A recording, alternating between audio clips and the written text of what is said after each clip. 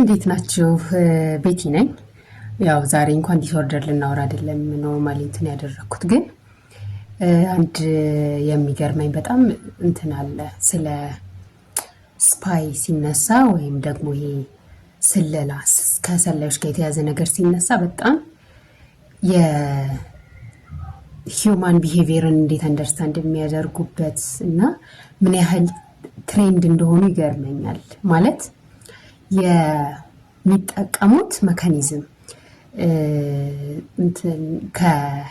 የሆነ ሰው መረጃ ለመሰብሰብ የሚጠቀሙበት መካኒዝም፣ የሚሄዱት ርቀት እና አምነው ያንን ስራ መስራታቸው ምናምን እንደዚህ በቃ ክፍያው የሚከፍሉት ክፍያ ያው ለሀገር ሊሆን ይችላል ለምናምን ብቻ ግን ምን ያክል ርቀት እንደሚሄዱ በጣም ነው የሚገርመኝ፣ በጣም ያስገርመኛል። እና አሁን አሜሪካ ውስጥ ከ3 ሚሊዮን በላይ ዶክመንቶች የያዘ መረጃ የወጣበት ጄፍ ኤፕስተን ኦር ሰምቲንግ እንደዛ የሚባለው ሰውዬ አንድ ፖድካስት ላይ ሲሰማ ሰላይ ነው ሲባል ሰምቻለሁ። እና እንግዲህ ምን ያክል የሰዎችን የሀገራት መሪዎችን መረጃ ኢትዮጵያ ውስጥ ራሱ ሳይቀር ከዶክተር ብርሃኑ ነጋ ጋር ዳይሬክትሊ ባይሆንም ብቻ ኮኔክሽን እንደነበረው በዚህም ይሁን በዛ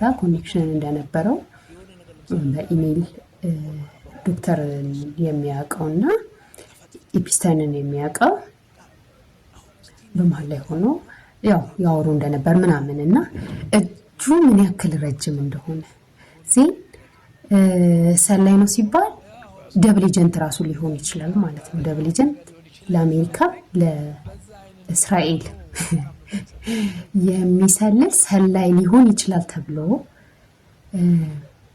ይታሰባል።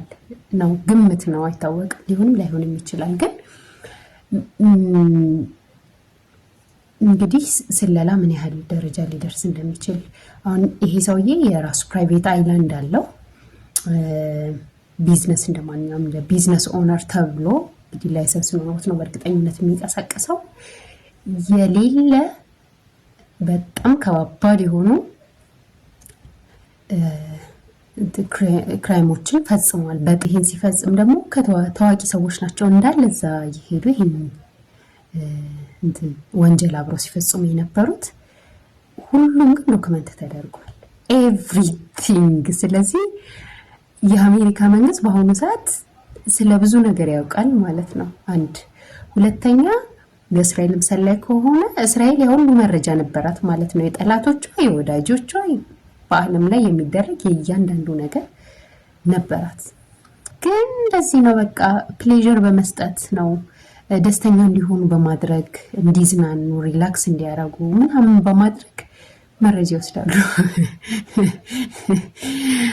እና እያንዳንዱ ክፍል ውስጥ ከሻወር ቤት ሳይቀር መኝታ ክፍላቸው፣ ኮሪደሮቹ፣ ሁሉም ነገር ምንድን ነበራቸው? ካሜራ ነበራቸው።